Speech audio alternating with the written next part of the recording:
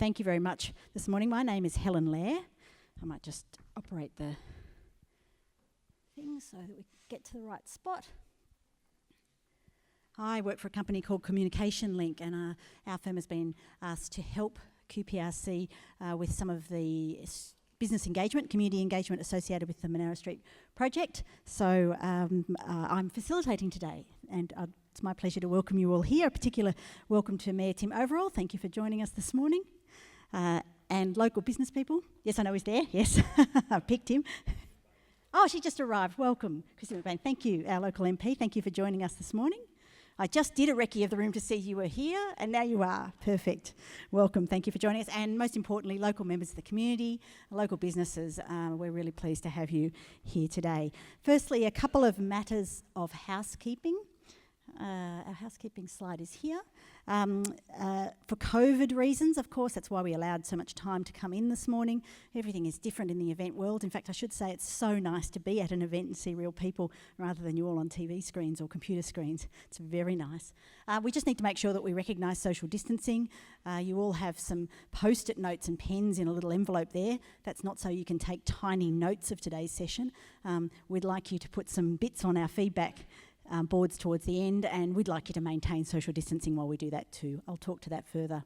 But there will be an opportunity to provide feedback and ask questions right at the end. Today's format includes 3 guest presentations, and we'll ask our questions at the end of that. Copies of the slides will be available at the end of the event on the Your Voice page, so if you need to look at those later, you'll be able to. And the session is being recorded, hence my reference to the chaps up the back. That's also for accessibility purposes, so we can share that information more broadly with people who haven't been able to join us today. So that's why I will continue to talk in a microphone, even though I'm sure I could project my voice and you'll be heard. And also why later when we do the Q&A session, I'll repeat your questions so they get caught on the recording. Facilities, I think you're all locals and very familiar with them. The bathrooms you would have passed on your way in. In a case of emergency, we will exit by the clearly marked exits here and follow our QPRC staff to safety. Please turn your phones to silent so they don't get in the way of a presentation, and I've already said the session's being recorded. Our objectives today are twofold. We are here to share information with you. QPRC, as I said, have a number of presentations, and that's to bring you up to speed with where we're at.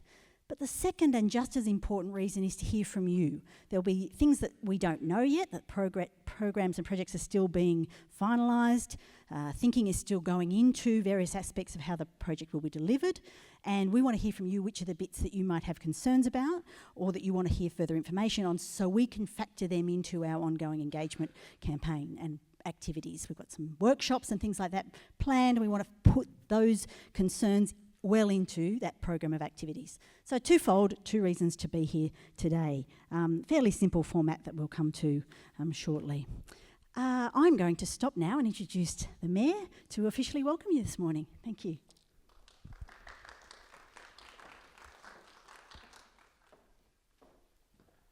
Well, thank you, Helen, and good morning all, and welcome. And let me acknowledge the Ngambri Ngunnawal people as traditional custodians of the land on which we're having this meeting, and as per the theme of NAIDOC Week, always was, always will be traditional land. And I pay respect to elders past and present and extend that respect to all Aboriginal people. Well, welcome to this initial stakeholder engagement forum about the Monaro Street Upgrade project. This is as Helen mentioned, a session for information flow, and it's more about information from you to the council. Now, I was going to acknowledge any councillors that were present, but I know that they're probably most of them all at work, and they will be able to see a transcript of this, and I know most of them will be. But I'd also like to acknowledge the member for Eden Monaro, Christy McBain's here. Welcome, Christy. Perhaps Monaro Street's newest tenant, and here in that capacity or any other capacity you so desire, Christy. Now, just a couple of opening remarks. Look, some of you back in 2005 may recall that I called for through a notice of motion for a CBD master plan. Very concerned at the time that the early stages of thinking and planning about particularly Tralee, South Jerrabomberra and Googong developments. We're in the process of putting together a residential and economic strategy for the next 30 years for Queanbeyan, and very concerned with those greenfields developments, residential developments, that the town centre wasn't going to keep pace, and it wasn't keeping pace with the growth. And we needed a reinvigoration, a revitalisation, and Council subsequently, over several years of consultation, engagement, drafts, endorsed a CBD master plan, a 20-year vision and blueprint for the city's future. Now, following the adoption of that master plan in 2008, together with fellow councillor at the time, Steve Stavrius, welcome Steve, we put forward a motion to council, let's move into stage one of that CBD master plan and develop Crawford Street into a lifestyle precinct. Then the next phase of that was in 2012, leading up to the 2012 elections, I committed to a riverfront upgrade with QE2 Park to try and make it more vibrant river frontage and link it to the city itself. Now, I think more recently, your current council has committed to a more holistic CBD spatial master plan with a staged implementation, so a significant leap forward in the transformation of our CBD. So this Monaro Street upgrade is obviously going to be a very challenging project. Crawford Street was, but this will be more challenging, given the importance of the stakeholders, yourselves, and also Transport for New South Wales, and being a through road, part of the King's Highway. So we very much look forward to this project, this challenging project, on the basis of it being a partnership with the businesses and the property owners of Monaro Street and adjoining properties to Monaro Street. So challenging, but we want to make it as smooth and as easy as possible, although it is going to be difficult. So with those few words, I'll leave you to your deliberations, and I'll be looking forward to hearing the input from you all as we just go through this very early information stage. So thanks very much. Thank you, Mayor. Okay, so let's get into it. We'll get our first presentation underway. I'm too short to use this microphone, that's why they gave me one of my own. So I'm going to stand away. If I try and move it, will cause all sorts of difficulties. My next task is to introduce the CEO, Peter Teggett, who's going to provide us with some, I've got to do this important job apparently before I put the thing down. He's going to talk to us about the transformation strategy and the spatial master plan. As we talked about, and as the Mayor reinforced, today is the very early stages of engagement on Monaro Street, but it's important to think about it in the context of what else is going on. So I'm going to introduce Peter to give.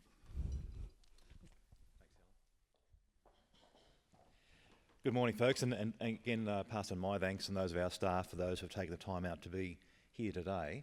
And I reflect on the Hilux ad, of course, because part of Helen's job, though she doesn't know this yet, is to record how many times we use the word project rather than project.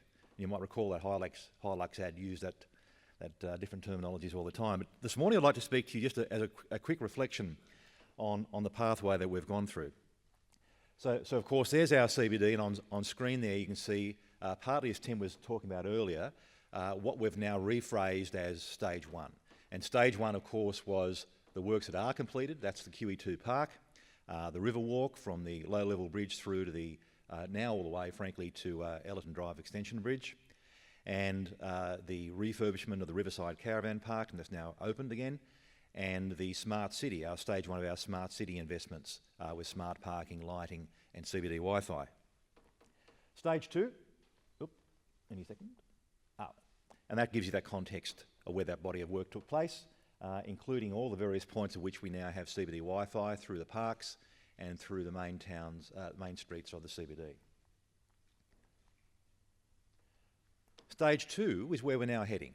So stage 2 is the construction of a new Queanbeyan Civic and Cultural Precinct. That will be on the site of the old Queanbeyan City Council chamber site and occupy part of the Low Street car park. What's important to recognise here, and that's the site just there, just adjacent to where we are. So to my right, to your left, will be a 2-tower building comprising a new library, customer centre, smart hub, government offices, commercial offices, and a glass gallery connecting to the Bicentennial Hall and the queue. A grand forecourt out onto Crawford Street, and then a brand new public plaza, civic plaza to the rear, fronting onto the Q Theatre.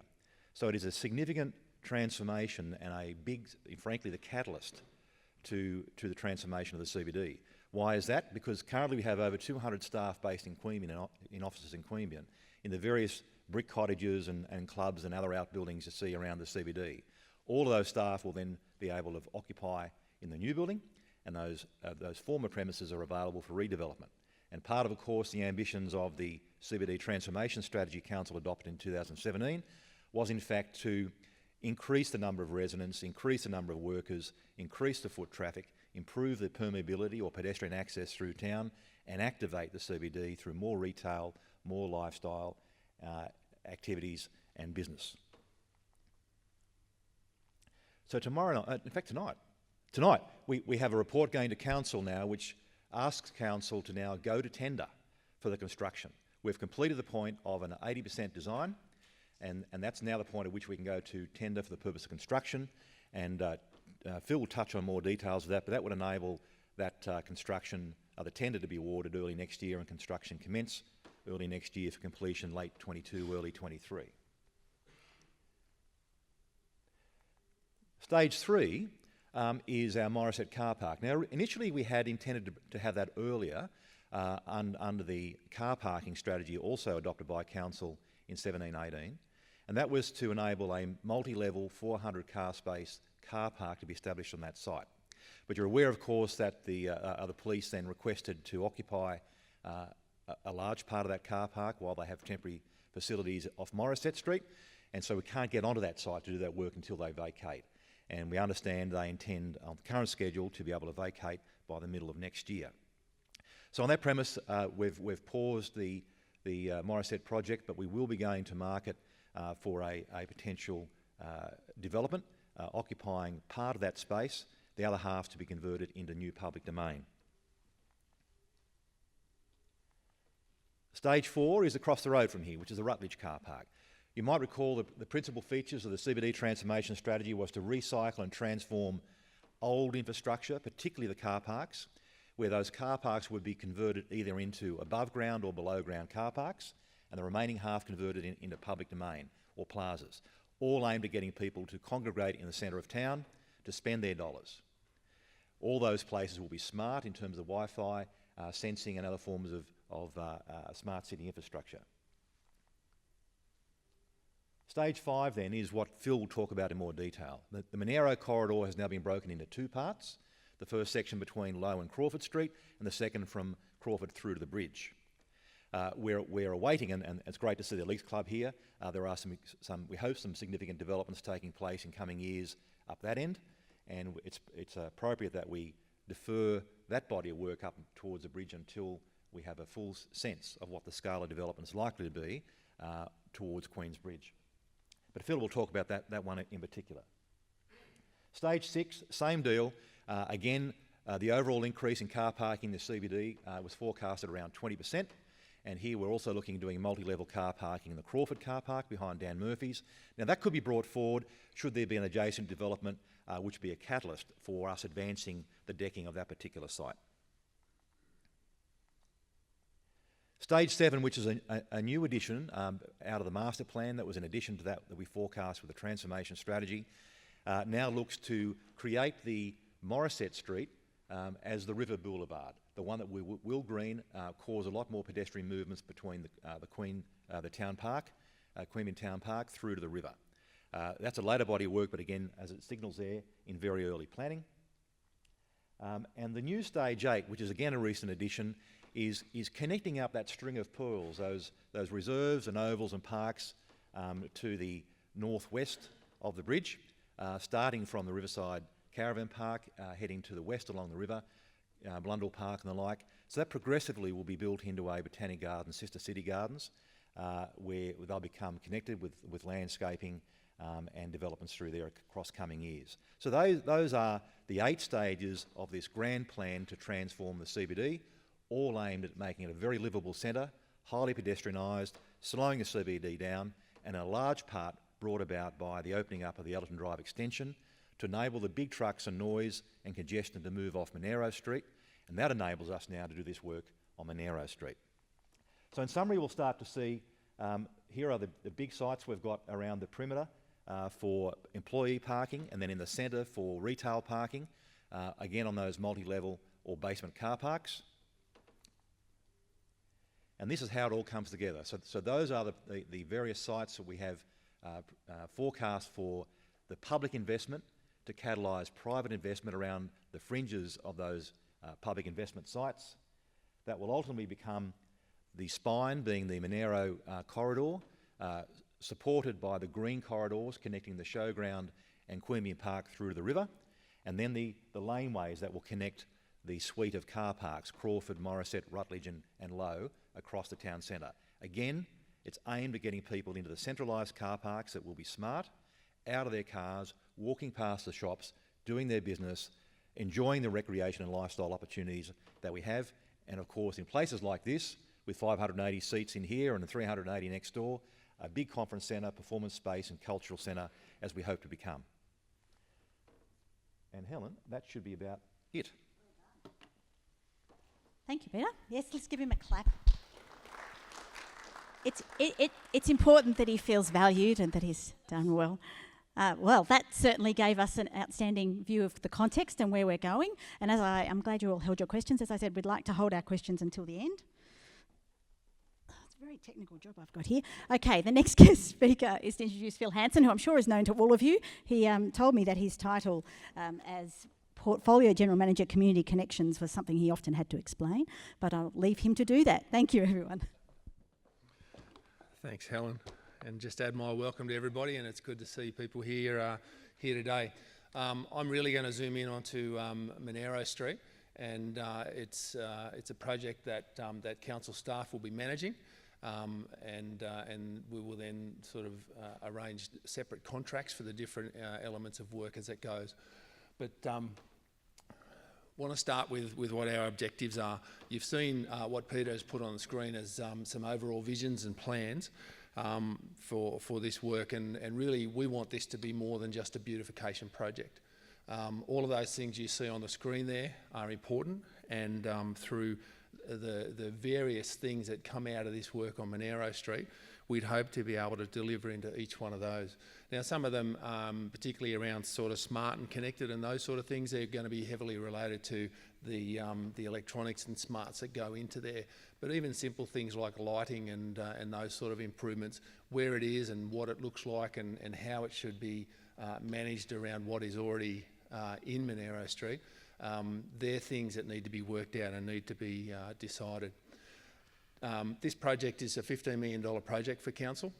It's funded $10 million from grants and $5 million from council. So we have that to work with, and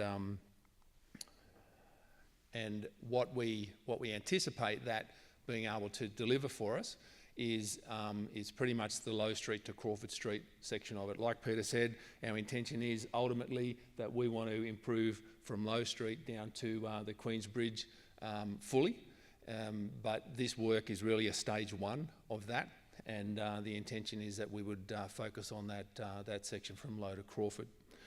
The exact scope is not known. So we're not standing here with preconceived ideas or pre-worked up plans or anything like that.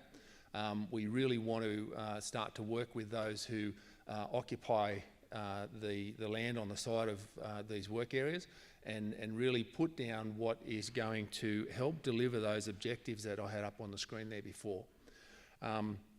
So we are really pushing for engagement. Certainly, this is a first of numerous times you'll have the opportunity to really get involved in explaining what's important to you in this type of work.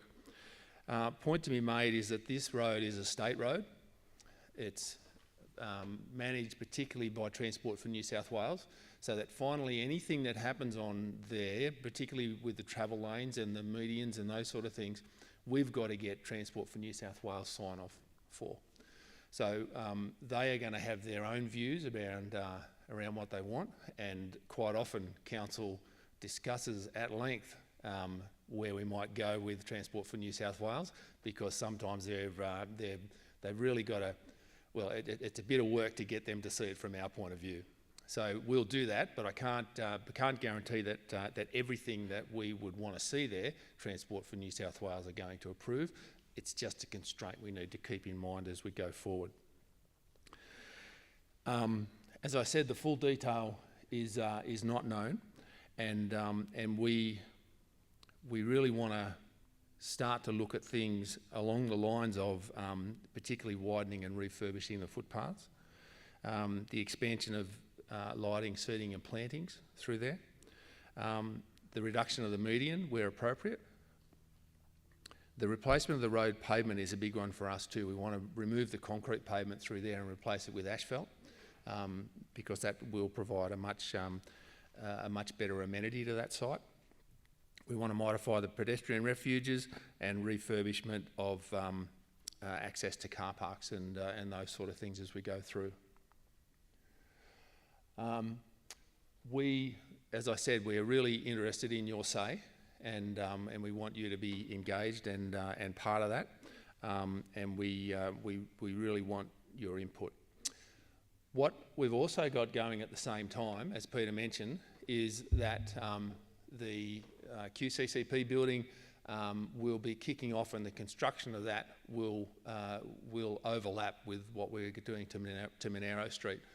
Just to put that in context, from an aerial, they are close. They're very close projects. So the two blue areas would be the areas that we would think are going to be affected by construction, and certainly for the QCCP, that whole site is really to be changed and altered significantly.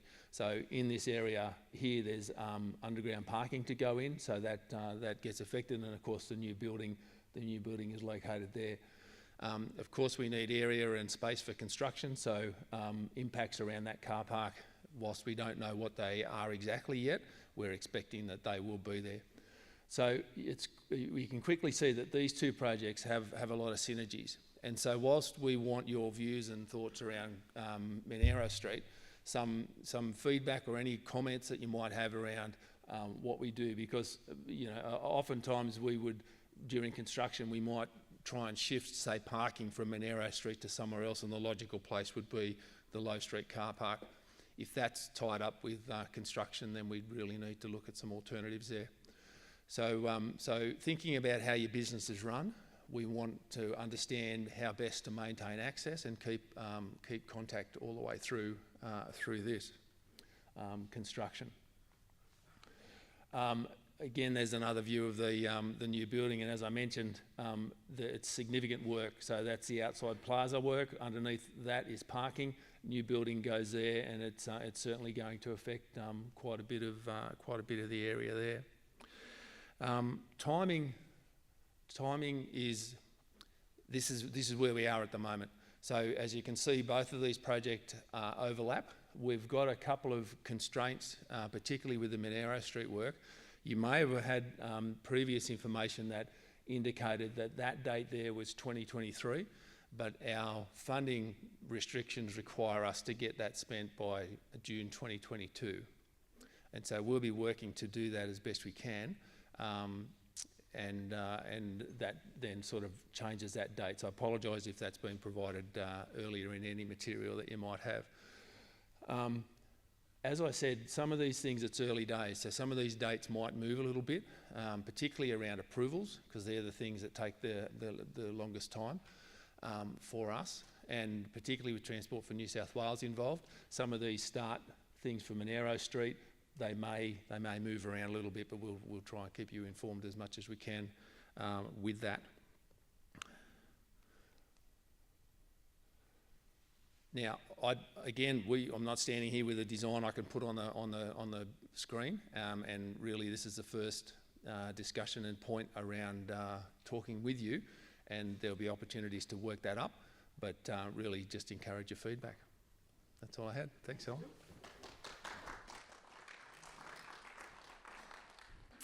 Thanks, Phil. And as Peter said, we're very keen to have your and appreciate your feedback. And Communication Link have been involved in a lot of significant infrastructure projects and construction projects, and this one looks like it's going to be a significant one for all of you as you work in the area and own property in the area and run businesses here.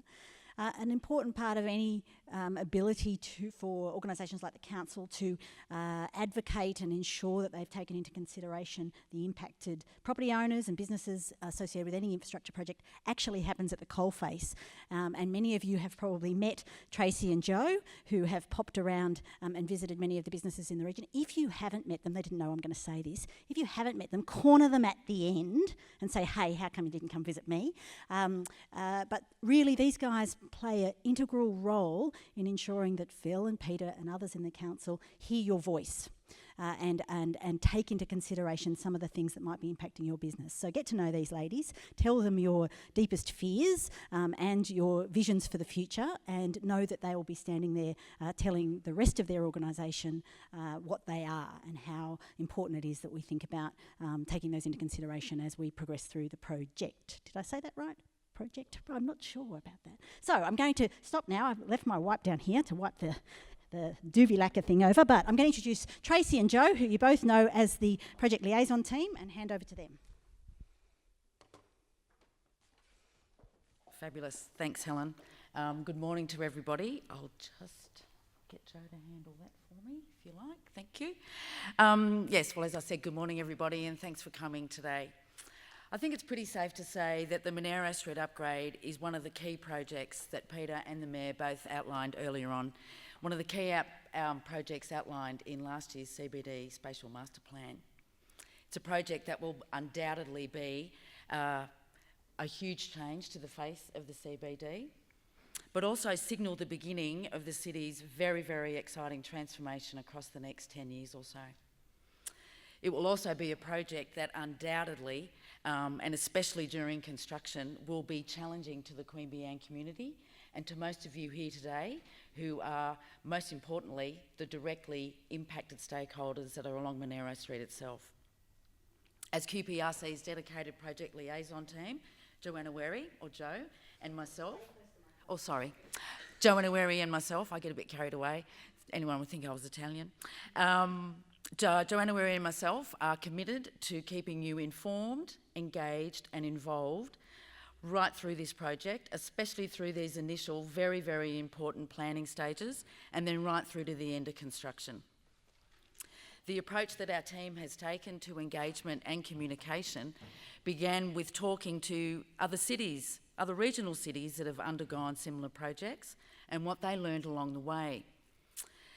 So with those ideas and the community's initial feedback from last year's master plan, all of that information has fed into a communication strategy that's very, very focused on what we're doing today.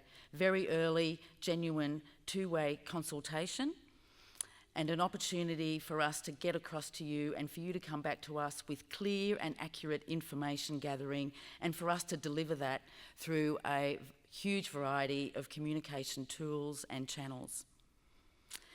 The strategy also outlines, as both Phil and Peter and the Mayor and even Helen have said for that matter, opportunities to have you as those directly impacted stakeholders and more importantly to the broader Queanbeyan community involved right from the outset, and for us, QPRC, to provide you with that support during what could possibly be a very challenging time. Now, as most of you will be aware, Tracy and I began our initial engagement over the last few weeks. Now, during these conversations, we took detailed notes to capture your initial feedback and concerns relating to construction and the design of the street. Now, this word cloud here represents just an overview of this feedback that we heard. Now, whilst this engagement is really critical for us to understand what your concerns are right now, we will continue to involve and engage with key stakeholders throughout the duration of the project. Now, this will take many forms through ongoing communication, as Tracy mentioned, opportunities to complete further surveys to give us information about your business, and also, again, feedback on how the designs are going, but also direct engagement within workshops which will be directly for stakeholders. So the first of these will focus on the functionality of the street and will take place in late November, the details of which will be confirmed shortly. The second will focus on landscaping and design and will take place in early 2021. And the third will finish on business support. So we'll be discussing the ways that we can help support you. There's a variety of ways that we can approach this, but we want your input and guidance to let us know what will work for you and your neighbours along the street. On the screen is just a few examples of ideas that we've come across already. And I'll pass back to Tracy. So before I hand you back to Helen, I just really want to emphasise how important it is to us here at QPRC to have you involved and to gather your feedback right throughout this process, especially these critical early planning stages. It's that information that will then inform the final designs and help us to successfully manage and deliver this project for you. There's a current survey, and some of you have already filled that out. For those of you that haven't, it is on the Your Voice portal, which is on the QPRC website. So if you haven't gone there and filled it out, I really encourage you to do so. And finally, there's a dedicated email address and a phone number that comes directly through to Joe and myself, and also other members of the project team. So for any light bulb moments that you have, any questions, anything at all, please don't be shy and send us an email or give us a call. Thank you very much. Thank you, Tracy and Joe. Okay, so that's the part of the session that I talked about where you all had to sit quietly and listen and get some information presented to you and shared with you. And the next part of the session, we've got still well over half an hour to go, is about us listening to you. And we've got a couple of ways that I would like to do that. First and foremost, I should look at my notes to make sure I don't make it up completely. There are 2 posters here, and as I mentioned earlier, you all got some post-it notes in a COVID-friendly envelope and some pens. And that's for you to put down thoughts that perhaps don't need to be raised in this forum, that you don't need to exfoliate on or talk at large about, but that you want to make sure is recorded. So it was interesting to see Joe put up that word cloud of some of the things that she and Tracy had heard as they walked around visiting you all. And maybe that's it. Maybe we've got the key things, but there's something missing. There's a couple of things that are only little, but need to be added to that. So on one side of the stage, we've got a picture that's got all of those engagement tools that Tracy referred to, talking about early consultation, about collecting your information, kinds of workshops that we're going to be running, and the project liaison team. Are there other ideas that you've got about how you could contribute to this project? Should there be a regular Friday night drinks that Tracy hosts for you to talk about the project?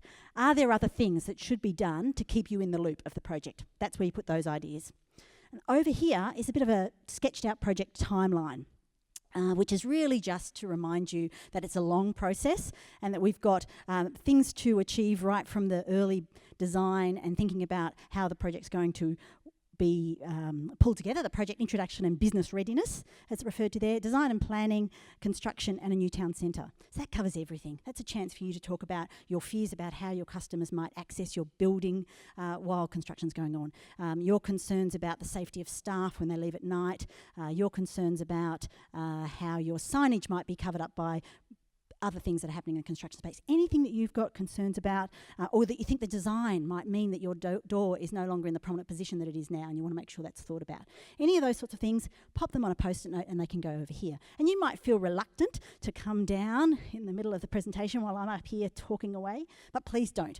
Come down, pop your post-it notes up. If you, for some reason, can't get up off your seat, might have a sore leg. Anybody in the room with a sore leg? She's not even listening. Then one of our guys will happily take your post-it notes for you and put them up. I was just referring to people who couldn't get up and access the post-it notes, that might need some help. She's shaking her head at me now. Okay, so they're the two ways that we'd like you to provide your quiet, silent feedback, if you like, because some people don't necessarily want to participate in a larger conversation. The second way is for you to ask some questions or provide some thoughts to our people who presented to you. So you might have some questions for Tracy or Joe or for Peter or Phil about things that were presented that you wanted to unpack or understand in a little bit further. And some of the things that I jotted down that we might think about while we were listening to our speakers was that Phil talked about his objectives, and they're quite clear and about revitalising the city and bringing customers, essentially, and people into the city. And they aren't at odds, I wouldn't have thought, with your objectives from a business point of view. How do we ensure that Phil understands where that can be achieved in a great way for your business and for his objectives? So some of those things to think about. 2 projects at once was a really important message that we heard. Yeah, what's going on out here and what's going on out there are going to be very close to each other and have significant multiple impacts. So how do we ensure and think about those sorts of things? You guys know the area certainly better than I do, because I don't even live in Queanbeyan. I live in another part of New South Wales, the other side of Canberra. But you guys know the area better perhaps even than Phil and Peter, because you are there every day. So you've got information that will be useful to the council. I did a bit of a count, a poor count because I was in the front seat, and I think there's about 35 to 40 business people in the room. It'd be great to see nearly that many on these post-it notes returned or feedback provided, because this information will contribute to what is discussed at our upcoming workshops. The first one is about parking and traffic, I think, something like that, the first workshop. Yeah, road functionality. So we've already picked that as a key theme. Are there other things we need to make sure we unpack in that? So I'm going to stop talking for a second and see if anybody has any questions, and invite you to start filling in your post-it notes.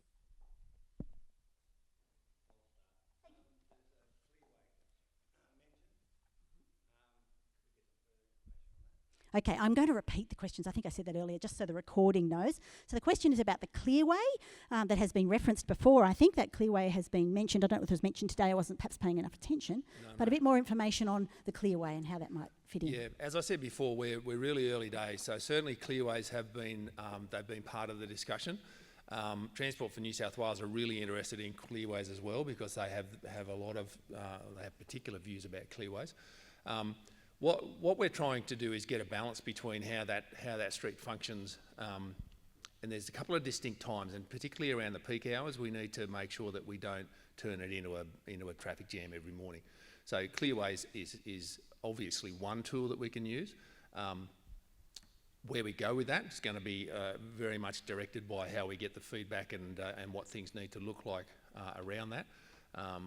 Because if it's not Clearways, the other option is to maintain the 2 lanes through the main street, and whether that fits in with whatever with all the other things that we think we want to see there, we'd need to balance that out. So they're certainly on the page, but definitely not. It's not in concrete. Yes. Definitely. So, like I said, we're here to hear what the impacts are. Okay, I'm just going to interrupt for a sec so that we get the record. Yeah, I heard you. I just want to make sure it's on the recording. So the comments that we've just had then was about a point made from the audience that, I'm sorry, I don't know your name, sir. Ron? Ron made the point that if the majority of businesses felt that a Clearway was not the way to go for that street, would that be accepted by council? Would council take that into consideration? Phil certainly said yes. And then the question was about angle parking. And you guys, is angle parking something you think would work? I know lots of country New South Wales towns have angle parking. Yes. Yeah, so thoughts on angle parking? Front to curb or rear to curb? Or frontwards? Which one? Front way. Front, yeah. So again, it's in the same area where we're quite happy to look at those layouts. Of course, angle parking from a space perspective takes up quite a bit. If the opportunity is there to move lanes around and accommodate that, then certainly it can be on the page. So Ron, is that the kind of thing that perhaps we could go into at our traffic planning workshop, and maybe if we get the traffic modelers along to tell us how you would fit it in and all that kind of stuff? So keep in mind too, one of the other things that we're interested in doing is really trying to maximise the use of the footpath area. Now, some of that could be in widening the footpath and how that might fit with an angle parking arrangement as well, a wide footpath, angle parking. You can see how it's a bit of a juggling act, and what you might see in one part of the street might not be in all of the street. So lots of options. Yes, sir, just behind. Thanks, David. The question was, why does the concrete need to be ripped up? It's all right. Yeah. No, definitely. Just aware that we are recording this and you're not microphones, so we can't hear what that is. So the concrete, from our perspective, the concrete, it's progressing as far as deterioration are concerned. You'd notice a lot of the expansion joints have been lifted out, and you know it's deteriorating as we look at it. From an amenity point of view, and just as vehicles travel over concrete, that's something that we want to try and get less noise and less impact in that area, and asphalt provides that for us. It also helps with the ongoing maintenance of it. So to do maintenance on the concrete you'll notice that Transport for New South Wales, you know, I've been working at this council for 11 years and I don't think there's been much maintenance to that concrete over the whole time. It's a difficult process. Asphalt improves that. Are you concerned about the how long it will take to rip the concrete up? Yeah, so it's about the project being extended because of that complexity. Yeah. Yeah. Okay. Well, so that's our thoughts on it at the moment. So, yeah. Okay. I'm going to lots of questions, but I'm also going to ask Tracy and Joe if you'd like to wander around and see if anyone's got any post-it notes, but they're too shy to put them on the boards. Okay. A couple of questions here, starting here and then working up. Thank you, sir. Anthony McDonald, just to the point that Helen raised, the council have got two large projects going simultaneously. Great question. So the question was around the fact that two projects at once is a significant investment by the council, and what bandwidth was the word you used? What resources does council think, does it have enough resources to do that in a timely manner, not see delays and things? Yeah, good question. So the way we deal with that is we staff up for the various projects that come along. As a matter of fact, I've probably got 5 projects on the hop, all worth more than $20 million. So you know, there are quite a few things that are keeping us occupied. So we will typically resource in for the particular projects. So I have staff in our contracts and projects team that will head up the contract work, and then typically it's management of both contracts and contractors that we would then go looking for resources to do that. We're getting ready to do that for the QCCP building, and in the same way for Monaro Street. Excellent. And so the lady just behind you? So I'm going to take that as just feedback that we'll record, and I should have said that in addition to it being recorded, we will also write a report from today of all of the feedback. So the feedback has been a great suggestion about shifting the seats during construction so they're in the shade in summer and not in the way in other parts of the year. Thank you, that's great, a great suggestion. Up the back here, thank you. Will front building access be stopped? Excellent. So the question was about front access to buildings and what impact may occur during construction and how long, and will it be blocked and for how long? And I suspect the answer to that isn't known yet. I would toss that back to you and say, what could you tolerate? What would be some of the things the project needs to take into consideration? But I'll give Phil a chance to answer that. Yeah, look, our intention is that we don't want to block access at any time during business hours to businesses. What I would anticipate is that we would be working hard to maintain that, but you might end up having to perhaps go a different way to get into the shop, still through the front door, but it may require sort of walking along the footpath a little bit, but trying to maintain that access during business hours is something that we will be putting in the contract for the successful contractor who's got that section of work. Now, there may be circumstances, because this is one of the things I guess with this project is really interesting. There's lots of infrastructure in the ground that's been in there since 1930. And we think we know where things are, but I'll guarantee you when we start digging things up, we're going to get surprised. So we, as much as we can, we'll try and maintain the access and do everything we can. The key will be, we'll be talking constantly with shop owners as they get affected by the works, as it progressively moves around. And if there are issues with access, then we'll be sorting that out to maintain it. So the question was about, I guess, if alternate access was required, who has to undertake that negotiation with neighbouring businesses, for example, to be able to gain access through a laneway at the back or through a shared access. And I before Phil answers, I'm having fun answering the questions on his behalf, because I think that those sorts of things are roles that Tracy and Joe would help you with as well, and that through this period they would be able to help build some relationships amongst businesses that are next door or perhaps haven't had as much to do with each other. Certainly those are the things that I imagine Joe would be and Tracy would be keen to negotiate and achieve for you. Phil? Yeah, exactly that. So we want to help businesses work together to get through this construction phase.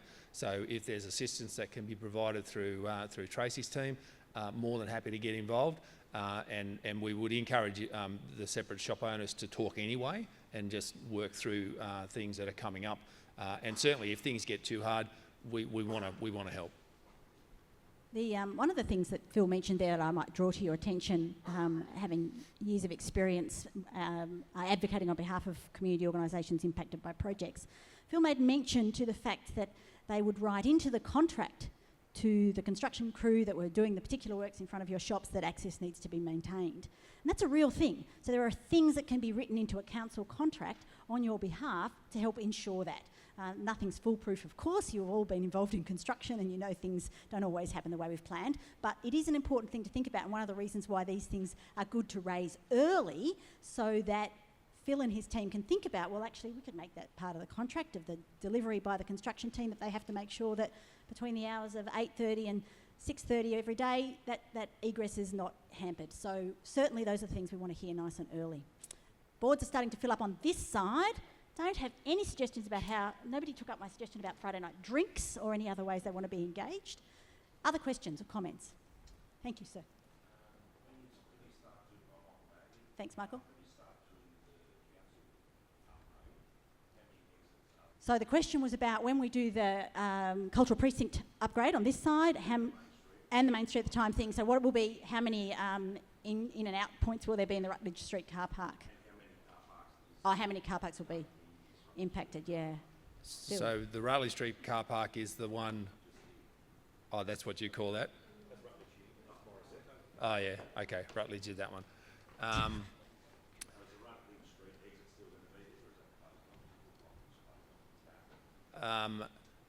So there's a variety of construction things which will affect that in and out at the end of the day during construction. Once it's done, then access into the car park from Rutledge Street will still be there.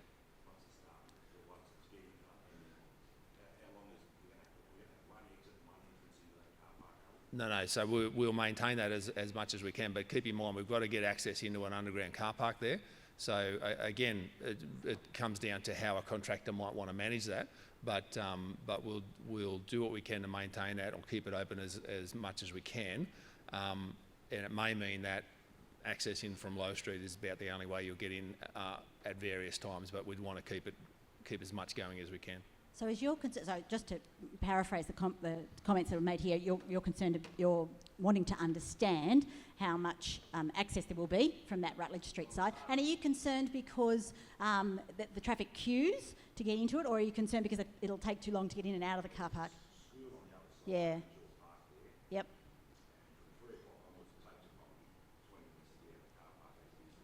Yeah.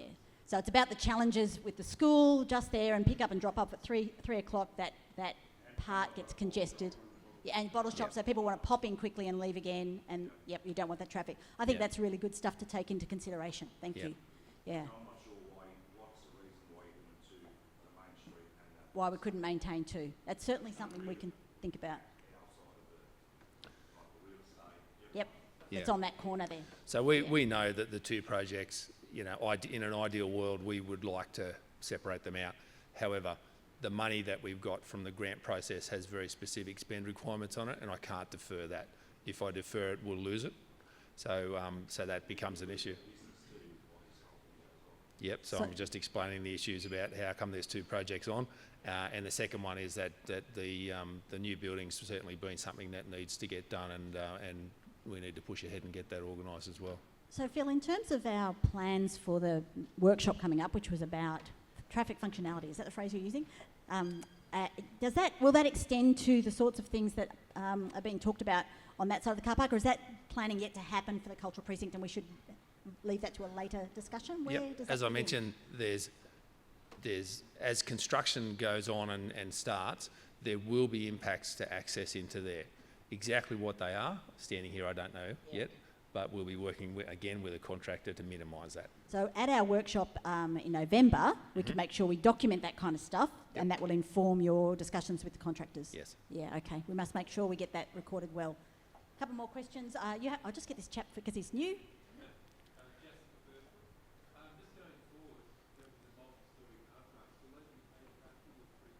So the question from Jess, is it Jess?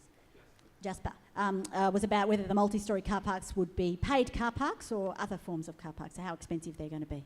So council has not decided to put paid parking anywhere. So that's where it stands at the moment. Thank you, Ron. There's a record of deferral on the new council building. How is that addressed? Sorry, so there's a record of deferral on the new Yep. council building. Okay, so how does that fit into? Yeah, I mean, you're talking back to the component of the project. Yeah. But there's a record of deferral at the moment on the new building. Oh, I see. Yeah. So because it's a significant development, a separate group approves it. So it is going through that process. It's not essentially been deferred, but they've asked for more information to come back. Yeah. So that information has been provided back to. I've just forgotten what that group is. The Joint Regional Planning Panel and the JRPP, and that's been provided back to them. So we're expecting a decision out of them very soon. So the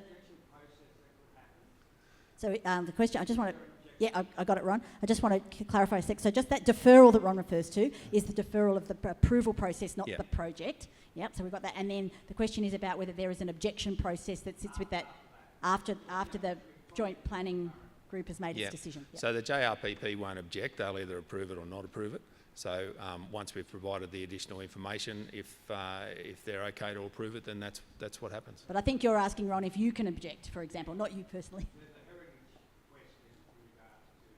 Okay, so Ron's just highlighting that there are some questions remaining that you're not sure whether they're answered yet around the heritage aspects, with it being in keeping with the buildings on either side of the new one. So I think that's just a point made.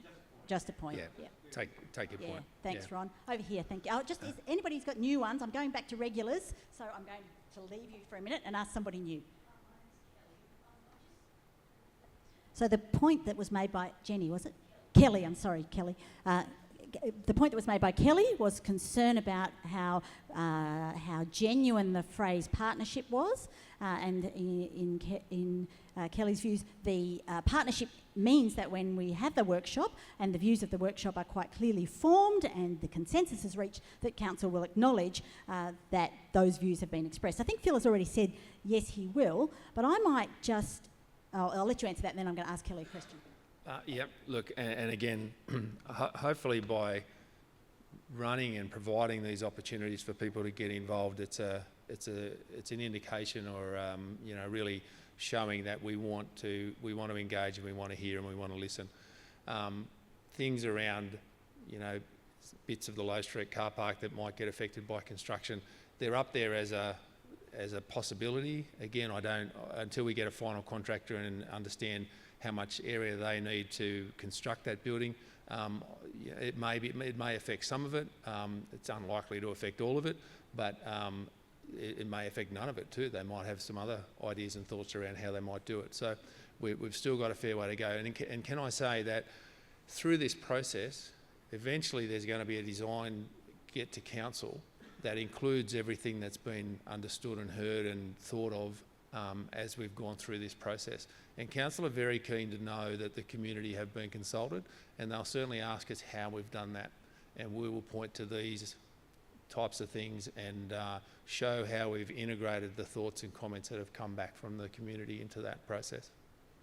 It is always a challenge, Kelly, and it is good that you seek to hold the partnership accountable for that. And I guess one of the things that I would flag that I'm hearing from today that will ensure is factored into the first workshop around parking and traffic and things like that is to get to the finer detail of understanding how your business operates, how the 89-year-old woman got to your shop, where she had to park, how she accessed the building, etc., so that we can think about, well, what other areas for assistance might exist. So, today's not the forum to do that, because we need to have information. We don't know exactly how many parks there are and all those sorts of things. Some of the questions that were asked earlier, get that information. But needing to figure out how we can minimise perhaps the time that car park is impacted, what alternative drop-off pickup we can have at the school, what alternative parking arrangements we might be able to have for your staff so they don't have to go out every half an hour to ship their cars. So it doesn't always have to be about whether that car park is closed or not. It's what else is put in place to replace the service that car park was providing. So we'll need to think outside the square. And you can't always solve it. You're right. Sometimes it just becomes tough. But it's good to hold us accountable. That's very good.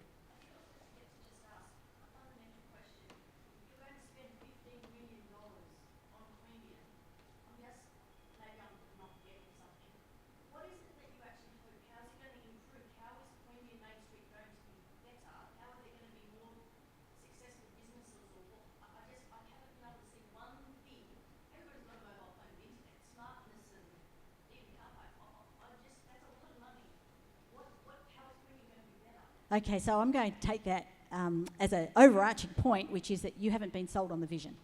So you haven't yet felt that what has been espoused by Tim and Peter and Phil as the outcome of the expenditure on these projects is really going to make a difference. I'm not sure whether we can address that right this moment. No, not really. No.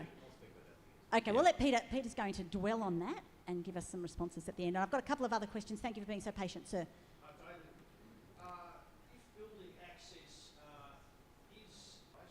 I'm going to take that as just a great idea.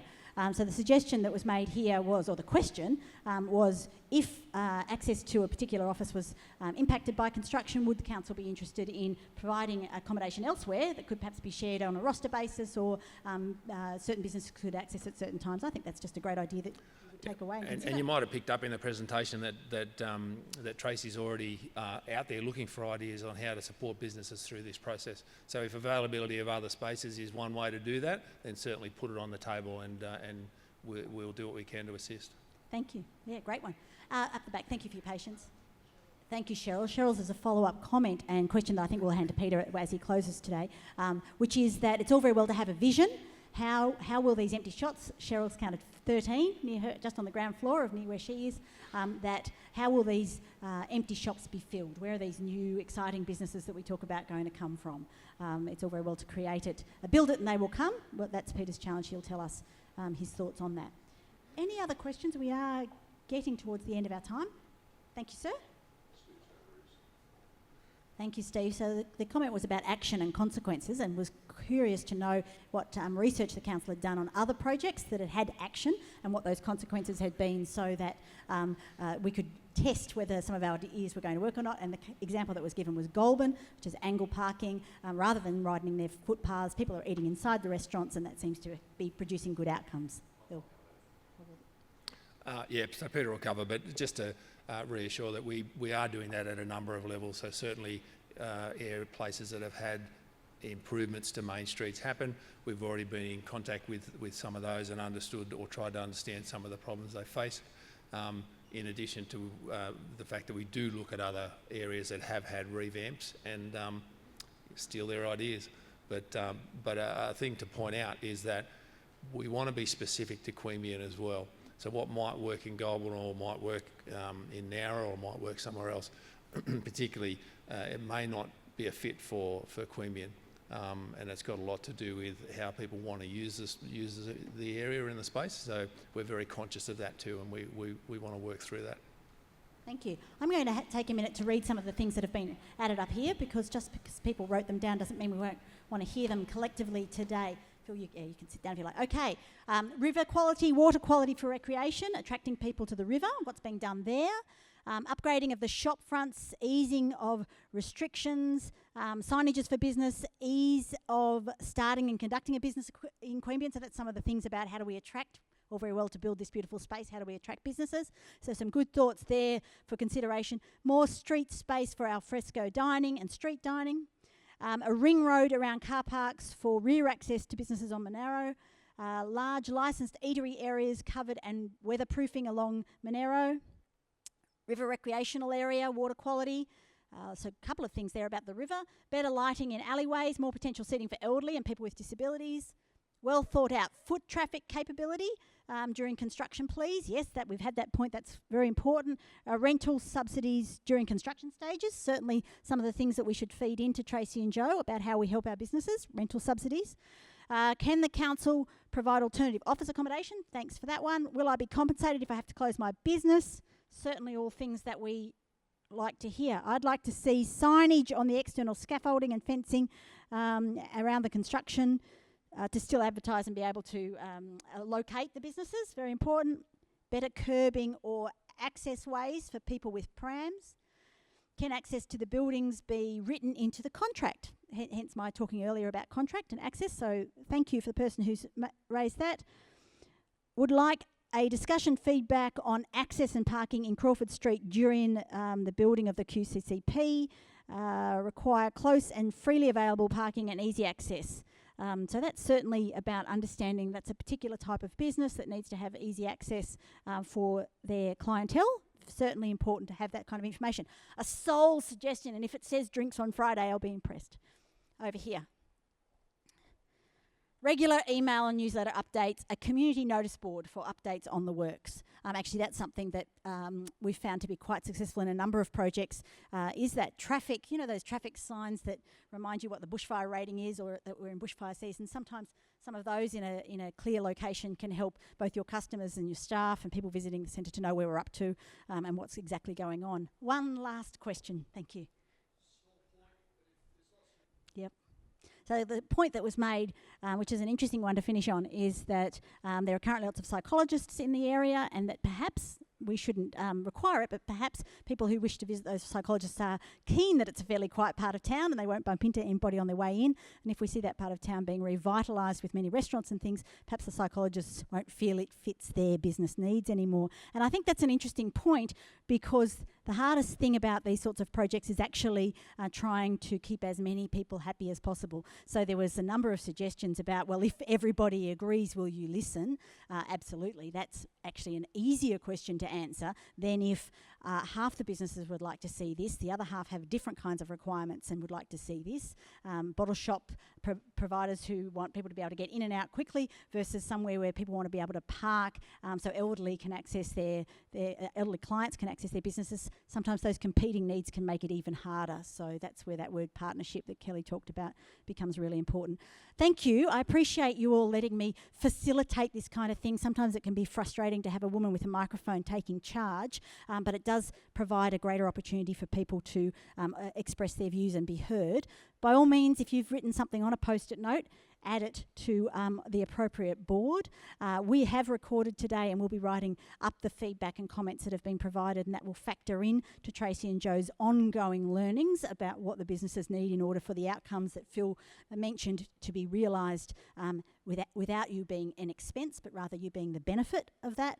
As I said, we have got workshops planned. I get to come back and see you all again for those workshops. So please, if you want to participate in one of those, watch Your Voice. It'll have that information on it. Peter, you had 2 or 3 things you needed to talk about, which as facilitator I should remind you. Let's see if I can remember. Vision, we haven't quite got the vision. Build it and they will come. How will we attract the businesses here? And I guess that overarching commitment of being prepared to listen to what's going on. Over to you. Thanks, Peter. Thanks, Helen. What I might do is I might just draw back on a couple of key points.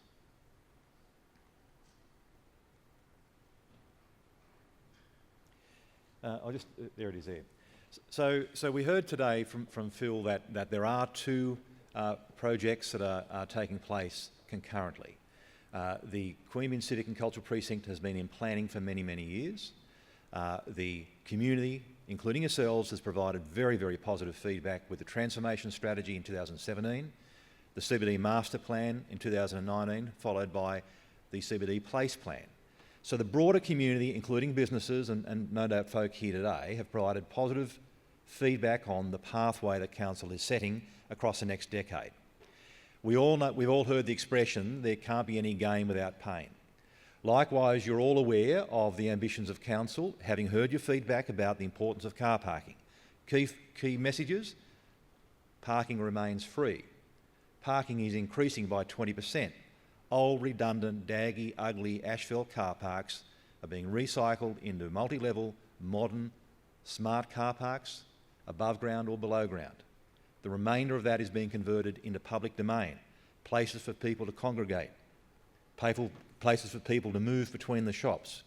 Why is that? That was also informed by your feedback in the retail growth strategy of the last 12, 24 months as well. What were the key findings that you put forward and the evidence put up? People shop in Canberra, not in Queanbeyan. Why is that? The main street is full of professional rooms, not retail. This is about converting Monaro Street to a high street. Retail places. How do we do that? Put parking behind the main street. Get people out of their cars to walk in front. Change behaviours that the only reason I'm going to shop at your place is if I can park in front. That no longer happens. Most of the congestion in the CBD anywhere is people driving around in circles trying to find a car park. Smart, modern, centralised, multi-level car parking with the apps, we'll be using the same apps as Canberra will be using, enables people to find their spot quickly. They know where it is, how to get there. The point of difference, it will be free compared to Canberra.